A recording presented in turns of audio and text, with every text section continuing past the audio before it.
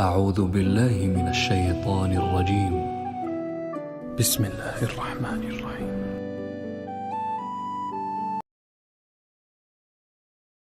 شروع اللہ کا نام لے کر جو بڑا مہربان نہایت رحم والا ہے۔ اے پیغمبر صلی اللہ علیہ وآلہ وسلم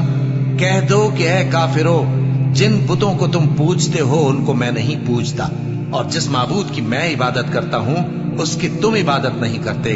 اور میں پھر کہتا ہوں کہ جن کی تم پرستش کرتے ہو ان کی میں پرستش کرنے والا نہیں ہوں، اور نہ تم اس کی بندگی کرنے والے معلوم ہوتے ہو جس کی میں بندگی کرتا ہوں۔ تمہارے لیے تمہارا رستہ،